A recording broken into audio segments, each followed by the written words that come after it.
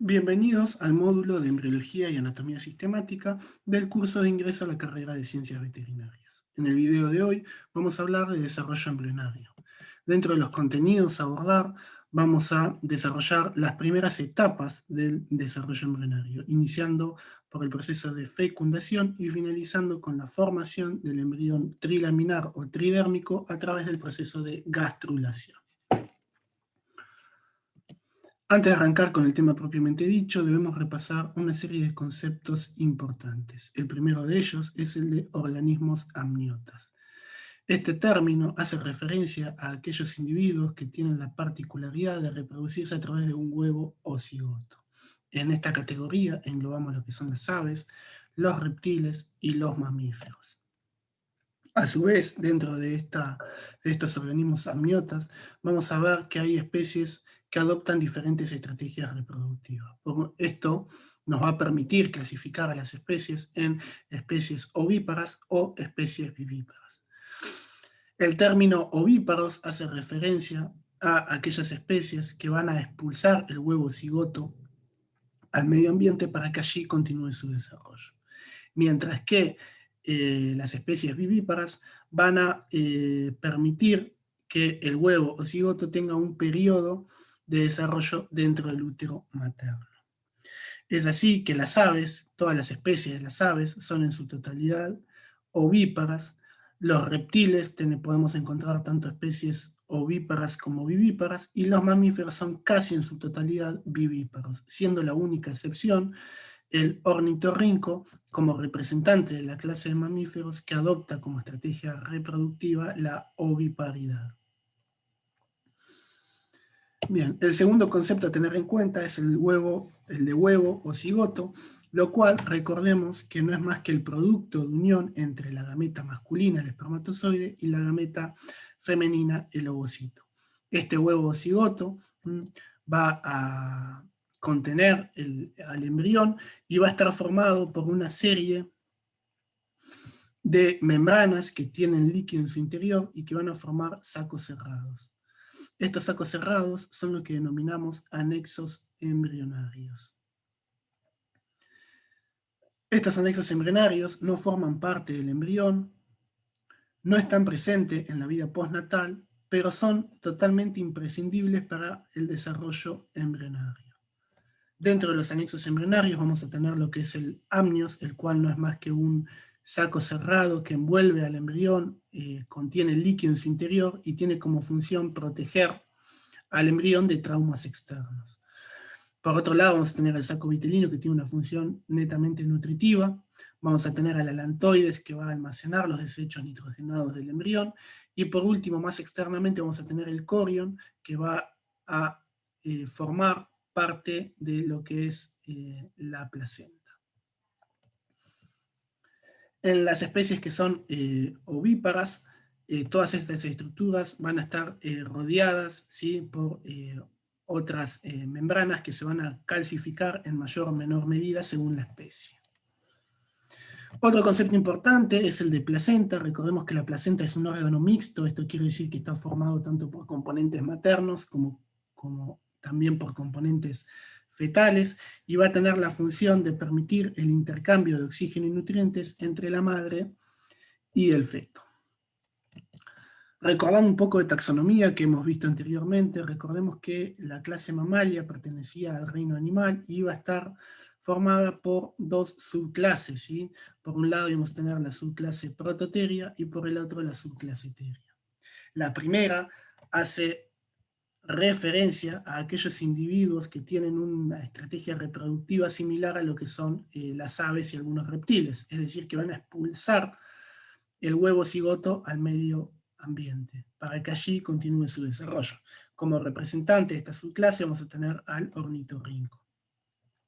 La subclase Theria se va a caracterizar por tener un periodo de desarrollo dentro del útero materno.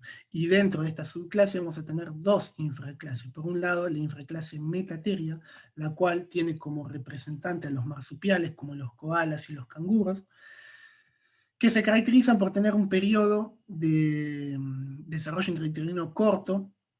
La placenta es simple, y las crías nacen muy prematuras, por lo cual tienen que migrar a una bolsa o marsupio presente en el vientre de la madre para completar su desarrollo.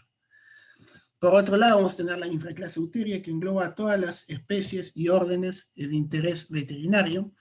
¿Sí? Esta infraclase se va a caracterizar por tener un periodo de desarrollo intrauterino más largo y una placenta compleja. Sin embargo, en esta infraclase hay que hacer una salvedad, ya que las crías al momento del nacimiento pueden estar más o menos desarrolladas, dando por un lado lo que son las crías precociales y las crías altriciales. Las crías precociales ya nacen completamente desarrolladas y pocos minutos después del parto ya están caminando y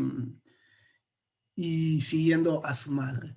Mientras que las crías altriciales nacen un poco inmaduras, no son, generalmente están ciegas, no tienen buena audición, no caminan, sino que reptan, entonces, bueno, tienen un grado de desarrollo más incompleto que terminan de alcanzar su desarrollo total en las primeras semanas postnatales. Bien, dentro de esta infraclase vamos a tener, como dije, los órdenes de interés veterinario. Tenemos el orden Artiodáctila, que eran las especies que apoyaban en un número par de dedos, ¿sí? Recuerden que tenemos como ejemplo a los rumiantes y a los cerdos. Teníamos el orden Perisodáctila, que eran aquellas especies que iban a apoyar en un número impar de dedos, y vamos a tener como representante a lo que son los equinos. Y vamos a tener, por otro lado, el orden Carnívora, que va a tener como representante a los caninos y felinos. Bien, dicho esto, vamos a definir un par de términos que tienen más que nada que ver con la estrategia reproductiva que adopta cada especie. Así es que en los mamíferos hablamos de gestación cuando queremos hacer referencia al periodo de desarrollo del embrión y feto dentro del útero materno. Mientras que en las aves y algunos reptiles que tienen como mecanismo de reproducción la oviparidad, el término más correcto es el de incubación, ¿sí? Para definir la sucesión de etapas que presenta el embrión feto dentro del huevo. Por otro lado, vamos a tener el parto versus la eclosión. El parto va a ser referencia en los mamíferos al momento de expulsión de la cría, mientras que la eclosión en las especies ovíparas va a ser referencia a lo que es el momento de ruptura de las membranas del huevo por parte de la cría. Bueno, ahora sí, metiéndonos más en el tema propiamente dicho de hoy, vamos a hablar de lo que es el desarrollo embrionario. El desarrollo embrionario se inicia con la fecundación. La fecundación no es más que la unión de las gametas masculina y la gameta femenina. Esto tiene como resultado final la formación de un huevo o cigoto y tiene lugar en lo que es la ampolla de la trompa uterina. ¿Sí? El huevo que se forma en los mamíferos tiene la particularidad de tener poca cantidad de vitelo y este vitelo está distribuido de manera homogénea. Por lo tanto, a la hora de clasificarlo decimos que es un huevo de tipo oligolecítico, lo cual significa poca cantidad de vitelo, y un huevo de tipo isolecítico, es decir, que el vitelo está distribuido de forma homogénea. Una vez formado el huevo cigoto, el cual está formado por una única célula, empieza el proceso de segmentación, es decir, que este huevo cigoto, que en principio es unicelular, se va a empezar a dividir para pasar a ser pluricelular. ¿Sí? Cada una de las células que va a formar este huevo cigoto se van a denominar blastómeras, y vamos a tener dos estadios, ¿sí?, principales en lo que es la segmentación. Vamos a tener por un lado el estadio de mórula y por otro lado el estadio de blastocisto. La segmentación o el patrón de segmentación en lo que son los mamíferos se caracteriza por ser de tipo holoblástica ligeramente desigual. Esto quiere decir, ¿sí?, que todo el huevo se va a segmentar, por eso es holo, y ligeramente desigual porque las células resultantes, es decir, las blastómeras, van a tener un tamaño ligeramente mayor en el polo vegetal que en el polo animal. Bien, dijimos que en la segmentación el huevo cigoto atravesaba por dos estadios, por un lado el estadio de mórula y por otro lado el estadio de blastocisto. El estadio de mórula se lo denomina así porque su aspecto externo es como el de una mora o frambuesa, ¿sí? en este estadio de mórula, ¿sí? El embrión va a ir dividiéndose de 2 a 4 a 8, así hasta 32 células, y va a tener primero un estadio de mórula laxa, en el cual las blastómeras van a tener espacio entre ellas, mientras que después, por un proceso de producción de proteínas, sobre todo la E-caderina, estas blastómeras se van a unir más fuertemente a través de uniones nexo, y van a formar lo que es la mórula compacta. Bien, es importante resaltar que todo este proceso de segmentación está ocurriendo dentro de la trompa uterina. Y el huevo cigoto se encuentra recubierto por lo que es la membrana pelúcida, ¿sí? Una vez que se llega al estadio de 32 células, empieza el proceso de cavitación, ¿sí? En el cual la mórula va a dejar de ser una mórula para pasar al estadio de blastocisto. Este blastocisto se va a caracterizar por tener una cavidad, ¿sí? Que la denominamos blastocele. Bien, lo que sucede para que la mórula pase a un estadio blastocisto es que las blastómeras empiezan a organizar, ¿sí? Empiezan a separarse, se empiezan a agrupar en un macizo celular, ¿sí? Y empiezan a dejar una cavidad en su interior y una delgada capa de células en la periferia, ¿sí? Entonces, todos estos cambios hacen que se pase del estadio de mórula al estadio de blastocisto.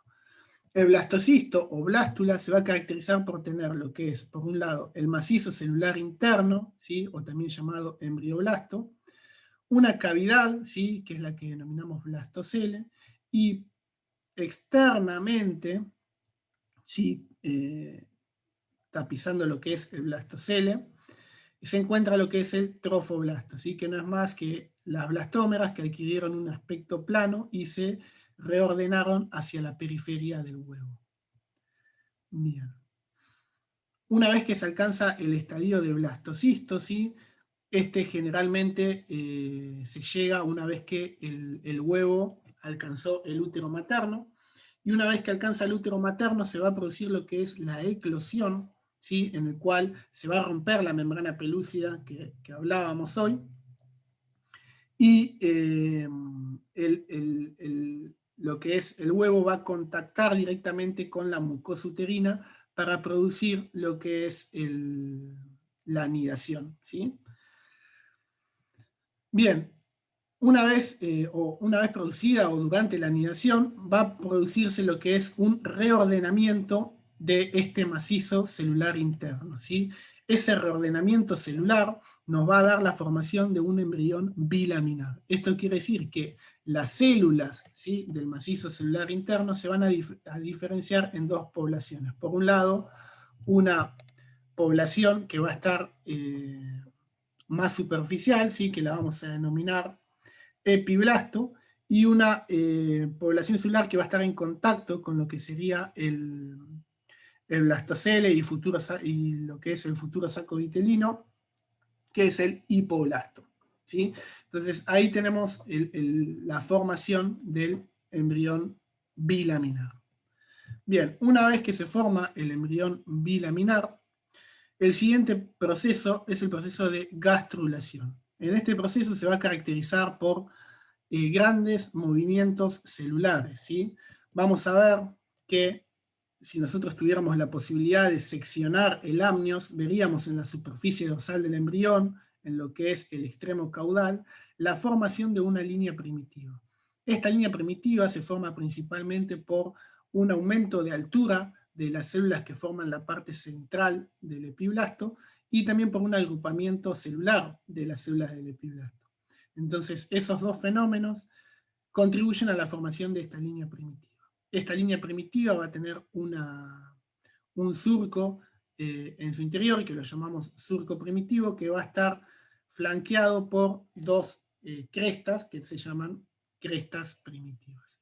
Y en el extremo más craneal de esta línea primitiva va a aparecer un nodo, que lo llamamos nodo primitivo, nodo de Jensen, que va a tener en su centro una fosita, que la denominamos fosita primitiva. ¿Por qué aclaramos todo esto? Bueno, porque a partir de estas estructuras, de lo que es la línea primitiva y el nodo de Jensen, van a suceder lo que son los movimientos de la gastrulación, ¿sí?